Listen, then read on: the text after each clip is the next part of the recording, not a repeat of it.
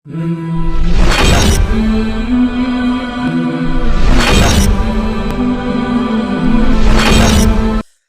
الله الرحمن الرحيم. الرحمن علم القرآن، خلق الإنسان،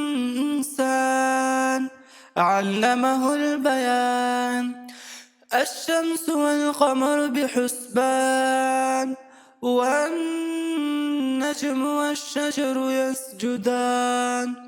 والسماء رفعها ووضع الميزان، ألا تطغوا في الميزان، وأقيموا الوزن بالقسط ولا تخسروا الميزان. والأرض وضعها للأنام، فيها فاكهة والنخل ذات الأكمام، والحب ذو العصف والريحان. فبأي آلاء ربكما تكذبان؟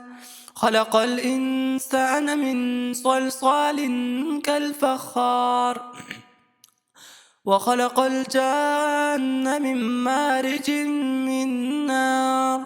فبأي آلاء ربكما تكذبان؟ رب المشرقين ورب المغربين. فبأي آلاء ربكما تكذبان؟ مرج البحرين يلتقيان، بينهما برزخ لا يبغيان. فبأي آلاء ربكما تكذبان؟ يخرج منهما اللؤلؤ والمرجان. فبأي آلاء ربكما تكذبان؟ وله الجوار المنشآت في البحر كالأعلام. فبأي آلاء ربكما تكذبان؟ كل من عليها فان، ويبقى وجه ربك ذو الجلال والإكرام. فبأي آلاء ربكما تكذبان؟ يسأله من في السماوات والأرض، كل يوم هو في شأن. فبأي آلاء ربكما تكذبان؟ سنفرغ لكم أيها الثقلان. فبأي آلاء ربكما تكذبان؟ يا معشر الجن والإنس إن استطعتم أن تنفذوا من أقطار السماوات والأرض فانفذوا، لا تنفذون إلا بسلطان. فبأي آلاء ربكما تكذبان؟ يرسل عليكما شواظ من نار ونحاس فلا تنتصران. فبأي آلاء ربكما تكذبان؟ فإذا انشقت السماء فكانت وردة كالدهان. فبأي آلاء ربكما تكذبان؟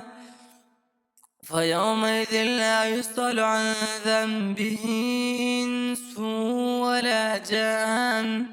فبأي آلاء ربكما تكذبان؟ يعرف المجرمون بسيماهم فيؤخذ بالنواصي والأقدام. فبأي آلاء ربكما تكذبان؟ هذه جهنم التي يكذب بها المجرمون، يطوفون بينها وبين حميم آن. فبأي آلاء ربكما تكذبان؟ ولمن خاف مقام ربه جنتان. فبأي آلاء ربكما تكذبان؟ ذواتا أفنان. فبأي آلاء ربكما تكذبان؟ فيهما عينان تجريان. فبأي آلاء ربكما تكذبان؟ فيهما من كل فاكهة زوجان. فبأي آلاء ربكما تكذبان متكئين على فرش بطائنها من استبرق وجنى الجنتين دان فبأي آلاء ربكما تكذبان فيهن قاصرات الطرف لم يطمثهن إنس قبلهم ولا جان فبأي آلاء ربكما تكذبان كأنهن الياقوت والمرجان فبأي آلاء ربكما تكذبان هل جزاء الإحسان إلا الإحسان فبأي آلاء ربكما تكذبان ومن دونهما جنتان